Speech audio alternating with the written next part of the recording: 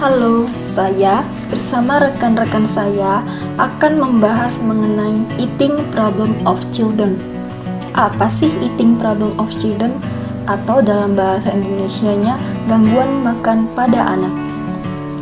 Menurut Yudarwanto, kesulitan makan adalah jika anak tidak mau atau menolak untuk makan, atau mengalami kesulitan mengkonsumsi makanan atau minuman dengan jenis dan jumlah sesuai usia secara fisiologi, yaitu mulai dari membuka mulut tanpa paksaan, mengunyah, menelan hingga sampai terserap di pencernaan secara baik tanpa paksaan dan tanpa pemberian vitamin serta obat tertentu.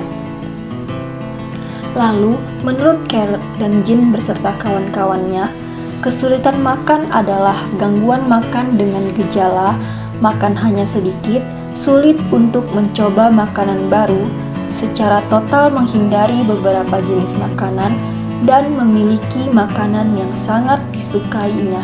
Jadi, dapat disimpulkan bahwa gangguan makan pada anak adalah gangguan makan sehingga anak melakukan penolakan terhadap makanan dan hanya mengkonsumsi makanan yang disukai oleh anak. Seperti yang kita ketahui, makan merupakan proses terpenting dalam tumbuh kembang seorang anak. Ternyata gangguan makan juga dapat terjadi pada anak. Gangguan makan sendiri merupakan salah satu masalah yang sering terjadi pada anak usia prasekolah dengan rentang usia antara 3 sampai 6 tahun, di mana anak menolak makan atau memilih-milih jenis makanan tertentu yang tentunya akan berdampak pada status gizi anak dan juga pertumbuhan dan perkembangan anak. Sehingga perlu perhatian khusus bagi ibu agar kebutuhan pertumbuhan dan perkembangan anak dapat terpenuhi secara optimal. Namun terkadang masalah ini menetap sehingga membutuhkan bantuan tenaga ahli. Sekitar 25% anak dengan perkembangan normal dan 80% anak dengan gangguan perkembangan dilaporkan mempunyai masalah makan.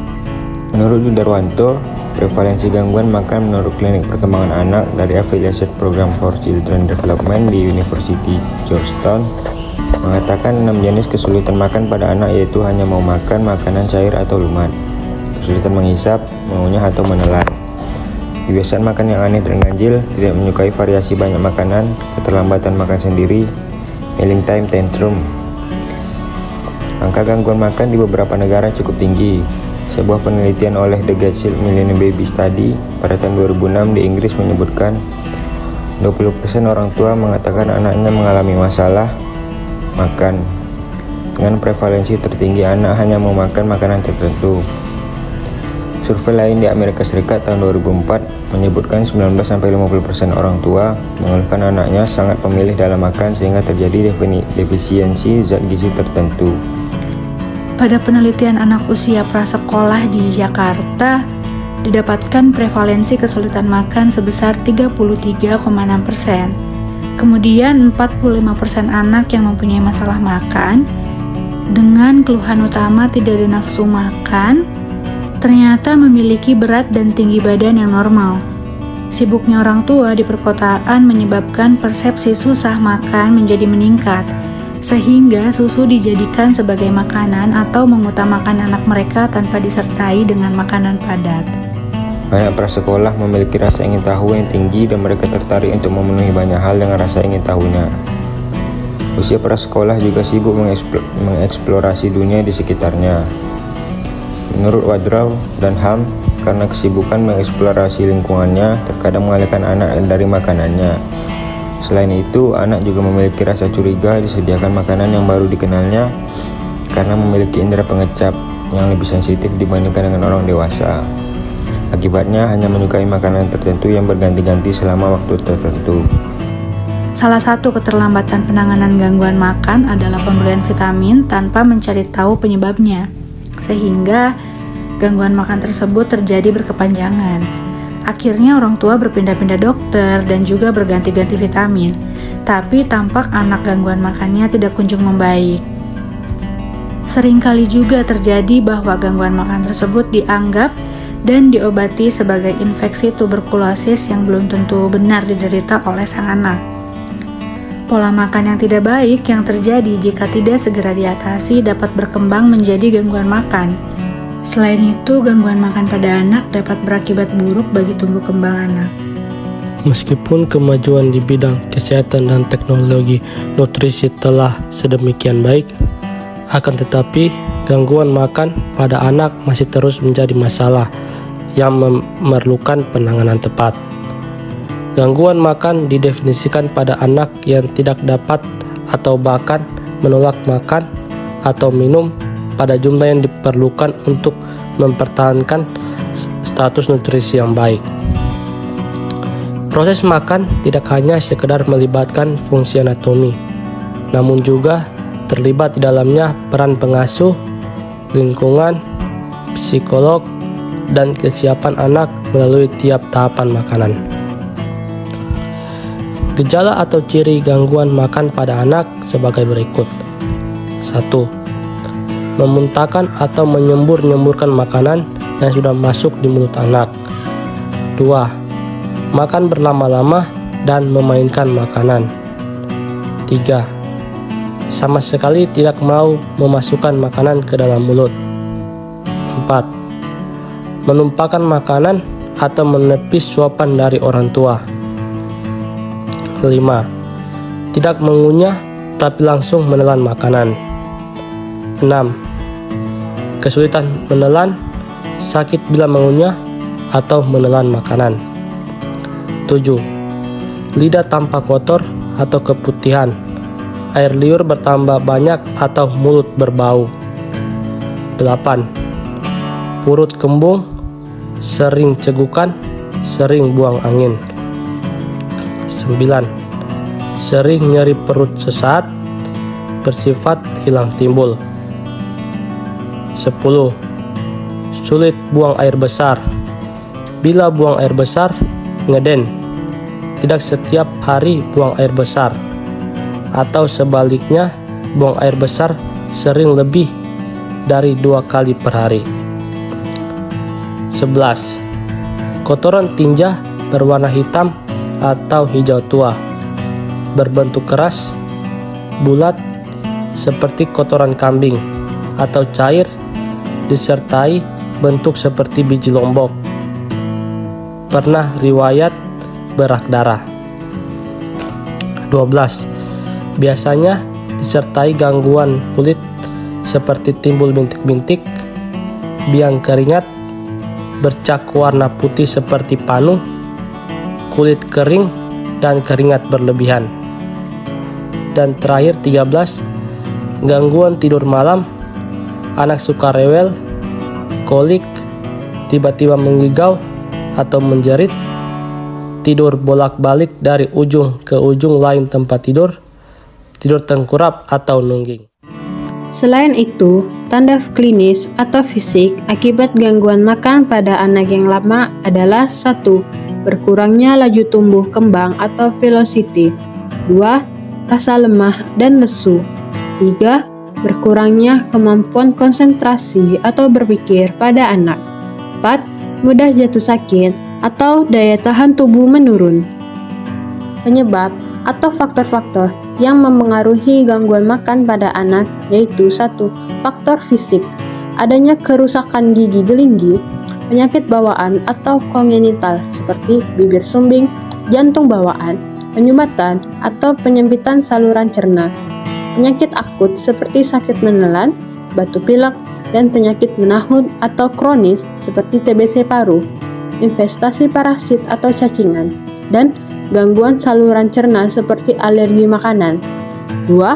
Faktor psikis, yaitu ingin menarik perhatian, orang tua terlalu otoriter atau overprotective, atau justru terlalu sibuk sehingga anak dilantarkan. Lalu, ada masalah psikologi lain, seperti takut makan berlebihan, orang tua yang jauh dari anak, dan lain-lain. Berdasarkan kriteria diagnostik, ada beberapa klasifikasi kesulitan gangguan makan mencakup yang pertama, feeding disorder of state regulation. Gangguan utama pada masalah ini yaitu bayi memiliki kesulitan mencapai dan menjaga dirinya tetap tenang saat makan. Kesulitan ini dapat terjadi karena anak terlalu mengantuk atau terlalu gelisah untuk makan. 4 intervensi yang dapat dilakukan pada keadaan ini, yaitu dengan merekam aktivitas ibu dan bayi saat pemberian makan melalui video dan dapat mengamati rekaman tersebut yang akan memfasilitasi diskusi tentang apa yang dapat memicu bayi menjadi rewel dan apa yang menenangkan bayi. Yang pertama, apabila bayi terlalu mengantuk saat diberi makan dan sulit dibangunkan, sebaiknya bayi diberi pijatan lembut untuk menstimulasi agar bangun dan meningkatkan kesadaran serta memfasilitasi waktu makan yang lebih baik. Yang kedua, apabila bayi terlalu rewel, sulit diberi makan, sebaiknya mengurangi stimulasi sebelum dan selama pemberian makan dengan mengajaknya ke kamar yang sunyi serta membedongnya selama makan. Yang ketiga, apabila ibu terlalu lelah, sangat cemas atau depresi, maka kesulitan ibu harus diatasi terlebih dahulu, sehingga interaksi bayi ibu akan lebih efektif. Yang keempat, apabila bayi mudah lelah dan tidak mampu mencapai kebutuhan nutrisi yang cukup untuk pertumbuhannya, walaupun telah diusahakan berbagai cara untuk memperbaikinya, maka dapat dipertimbangkan pemasangan sonde.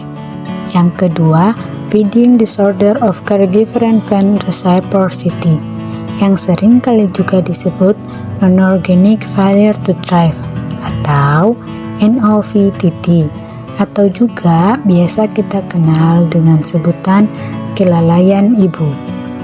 Gangguan makan akibat hubungan pengasuh bayi. Gangguan ini ditandai oleh kurangnya ikatan antara ibu dan anak sehingga menyebabkan tidak cukupnya asupan makanan dan terjadi gagal tumbuh.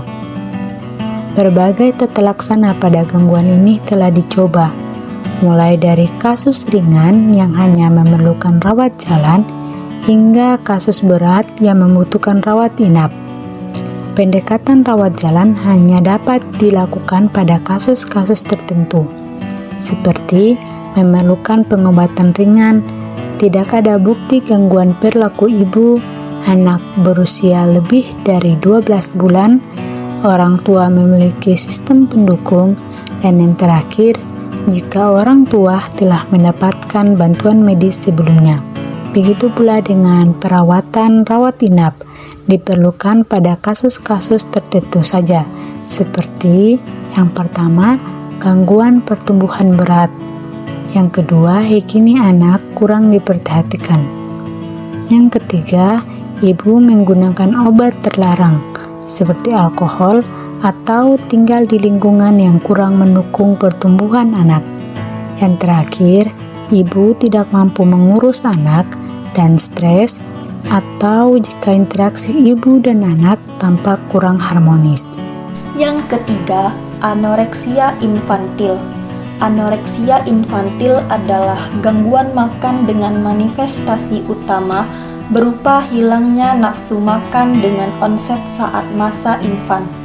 Keadaan ini perlu mendapat terapi yang bertujuan untuk memfasilitasi kembali regulasi makan anak berdasarkan pemahaman persepsi lapar dan kenyang anak. Terapi yang disarankan berdasarkan model transaksional anoreksia infantil terdiri atas 3 komponen.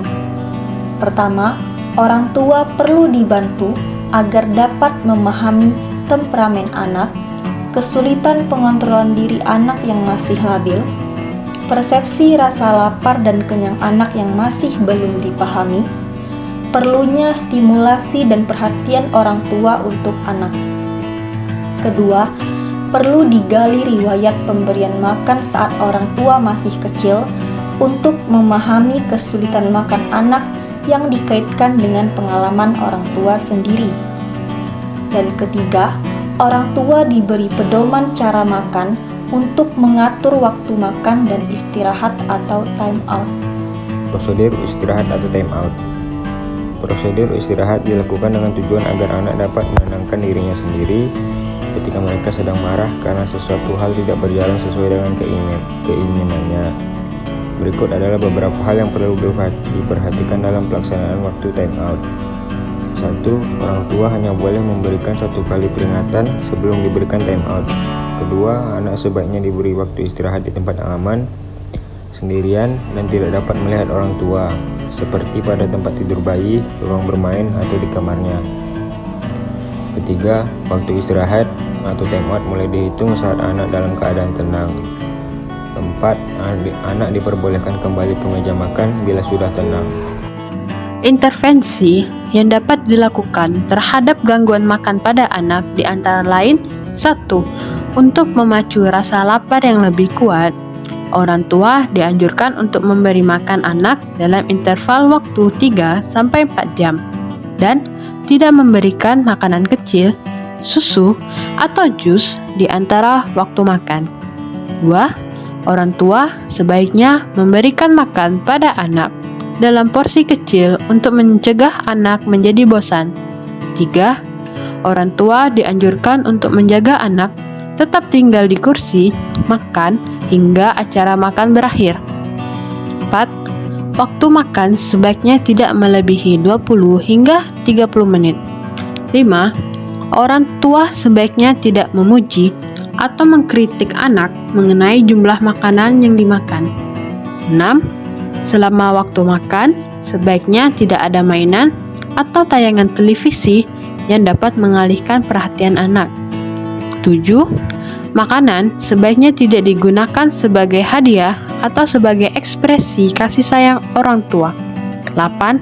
Sebaiknya anak tidak diperbolehkan melempar-lempar makanan atau alat makan serta bermain dengan makanan. 9. Pada anak yang lebih besar, dijaga agar kembali fokus ke makanan apabila sebelumnya teralihkan oleh pembicaraan saat makan. Demikian penjelasan kami mengenai Eating Problem of Children. Terima kasih, semoga bermanfaat.